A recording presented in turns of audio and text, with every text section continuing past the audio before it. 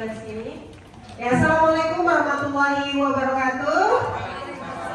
Belum kompas semuanya. Assalamualaikum warahmatullahi wabarakatuh.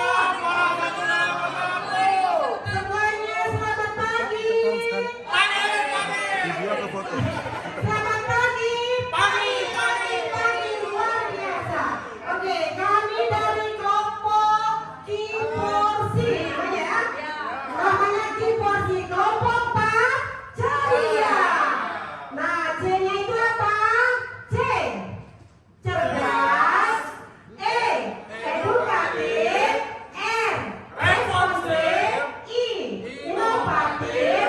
A, adaptif. Oke, sebelum kami menjelaskan tentang konsep pola pikir bertumbuh atau growth mindset, perkenalkan dulu sebelumnya. Saya Ibu Zuliana Rohmani, berasal dari SD Negeri 3 Ledeng Gaya. Di sebelah kiri saya ada Saya Sapria Anggara, berasal dari SKB Lombok Timur. Saya Yusri Mahendra dari SDN 1 Bandung. Saya Abdul Bungarmaya dari SDN 3 Sikur. Saya Zubaida dari SDN Simu Sumbawa. Saya Tarmuzi dari Lombok Timur. SDN 1 Sumbawa. Baik, izin memperkenalkan menjelaskan sedikit konsep dari growth mindset atau pola pikir bertumbuh. Itu ada 5 garis besar dari konsep yang dari kelompok kami. Itu yang pertama, menerima. Menerima di sini maksudnya itu menerima tantangan dan kesalahan sebagai bagian dari proses belajar dan pengembangan diri. Salah satu contohnya mungkin Bapak Ibu Guru tahu Steve Jobs kan? Steve Jobs itu salah satu pendiri Apple, sempat mengalami kegagalan yang sungguh besar sampai dikeluarkan dari perusahaannya. Tetapi ketika dia kembali ke perusahaannya dengan membawa inovasi-inovasi baru yang bisa semakin membuat bertumbuh perusahaan itu seperti sekarang, seperti yang kita ketahui. Itu yang pertama. Selanjutnya mungkin Pak. Oke, next. Konsep yang kedua ketika ada growth mindset itu adalah daya tahan. Bagaimana seorang yang memiliki pola pikir bertumbuh itu dia memiliki daya tahan yang kuat, ya.